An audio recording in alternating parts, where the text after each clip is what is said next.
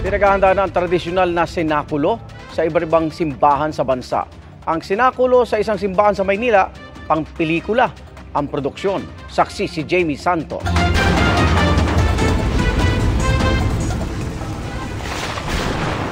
Dekalidad, Jesus ng Nazareth. pinaghirapan, pinaghandaan, napapanahon, at tiyak na makabuluhan. Mula sa cinematic effects, Jesus ng Nazareth. production design, Tumito na muna tayo upang makapagpahinga. costume at graphics, Mapalad na may mga malinis na puso. hanggang sa madamdaming pagganap. Yan ang masasaksihan sa malapelikulang Senakulo 2024 ng St. John Bosco Parish ng Tondo sa Maynila. Mahigit 50 kabataan ang nasa likod ng makabagong senakulo ng simbahan.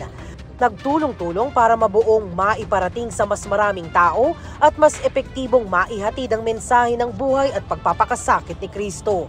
Ngayong taon, i-connect namin, ipinagtagpo namin yung kasaysayan ni Jesus at sa nangyayari sa panahon ngayon. Itinahi ang mga kwento ng debosyon at milagro ng mga deboto ng mahal na puon ng itim na Nazareno. Noong traslasyon nila ginawa ang produksyon ng ilang eksena kaya mas ramdam at makatotohanan daw ang mensahe ng kwento. Bagaman abala ang mga kabataang gumanap sa senakulo sa kanilang trabaho at pag-aaral, naglalaan pa rin sila ng oras para kay Jesus. Paraan daw nila ito para ibalik sa kanya ang mga biyayang ipinagkaloob at sa walang sawang paggabay sa anumang hamon ng buhay. It's my way of giving back to the Lord all the blessings and graces that He gave to me. Naniniwala po ako sa Kanya. Gusto ko po mapalapit sa Kanya palalo. Sa pamamagitan daw ng pagsasadulang ito ng simbahan, mas makakapagnilay-nilay daw ang bawat isa. Ang napakaklarong mensaheng gusto namin ipaabot sa Senakulo 2024 ay ang kaisipan ng mga tao na kahit anong mangyari sa iyo, kasama mo ang Diyos. Maaring mapanood ang pagtatanghal ng Senakulo 2024 sa social media page ng St. John Bosco Parish Tondo at sa kanilang simbahan sa Biyernes Santo. Para sa GMA Integrated News, Jamie Santos ang inyong saksi. Tumakbo at tumalon sa loob ng kotse ang lalaking yan sa Honolulu, Hawaii. Tinangka niya umanong tangayin ng sasakyan pero nahabol siya ng mga pulis. Saka siya nilabas, dinaganan at inaresto. Ang lalaki ay Pinoy na suspect sa pagkardiak at pagbangga ng mga sasakyan.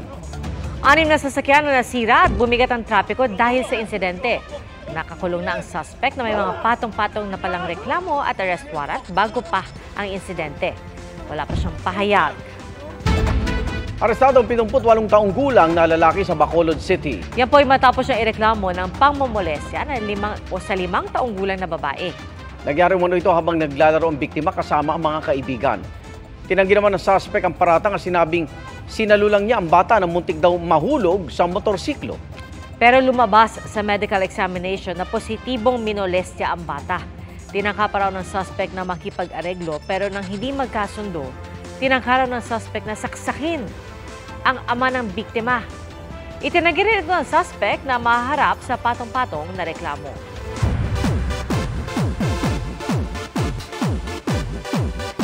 May natanggap na regalo mula sa kanyang misis, si Black Rider star John Lucas. At viral song na selos ng tinaguriang queen of Bangsamoro Pop na si Shaira Moro, inalis sa streaming platforms. Ating saksiyan.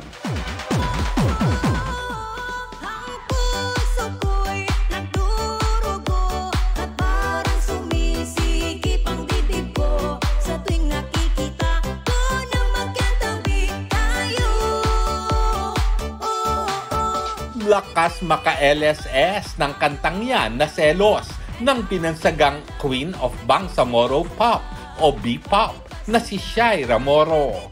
Nanguna pa nga ito sa ilang streaming platforms. Pero may napuna ang netizens. Kapareho raw ito ng kantang Trouble is a Friend ng Australian singer na si Lenka.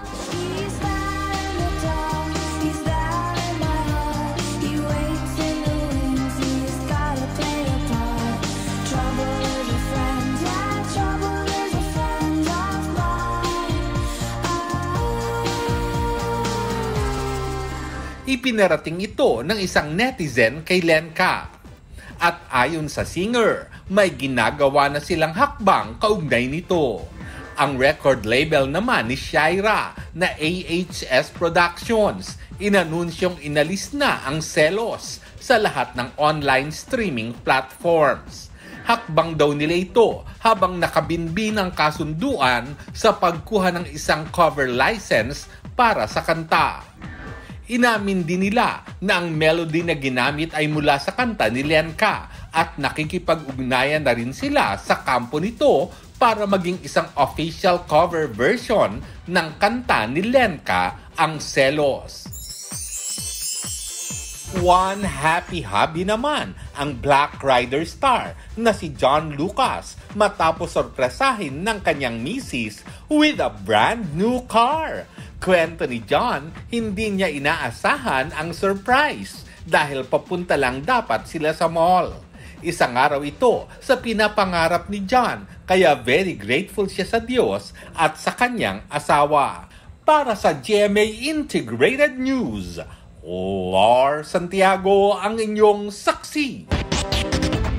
Nakaka-happy, di ba? Yes. Pero ikaw, Igan, happy ka ba ngayon? Always. Lalim Enjoy na tama. life. Ikaw naman, Pia. Happy ka ba? Ayan. Oo naman. Kitang-kita naman. Siyempre, Oh. happy. Happy kami. Gusto namin, happy ka.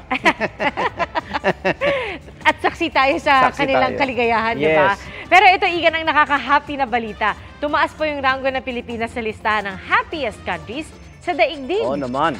Base sa pag-aaral ng United Nations mula sa ika-76 na pwesto noong 2023, tumalon ang Pilipinas ngayong 2024 sa ika-53 pwesto. At tayo rin ang ika-5 pinakamasaya sa Asia, kasunod ng South Korea, Japan, Taiwan at Singapore. Finland pa rin ang pinakamasayang bansa sa ika-7 sunod na taon. At kasunod ang Denmark, Iceland at Sweden. Naging basehan ng ranking ang social support, individual income, kalusugan, kalayaan, pagbibigayan at kawalan ng korupsyon. Tagal-tagal pa tayo. Salamat, Igan, sa inyong pagsaksi. Ako naman, Arnold Glavio.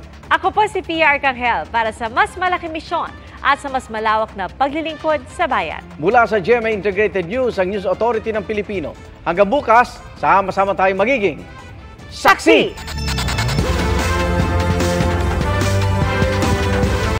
Mga kapuso, sama-sama tayo maging saksi. Mag-subscribe sa GMA Integrated News sa YouTube at para sa mga kapuso abroad, samahan niyo kami sa GMA Pinoy TV at sa www.gmanews.tv.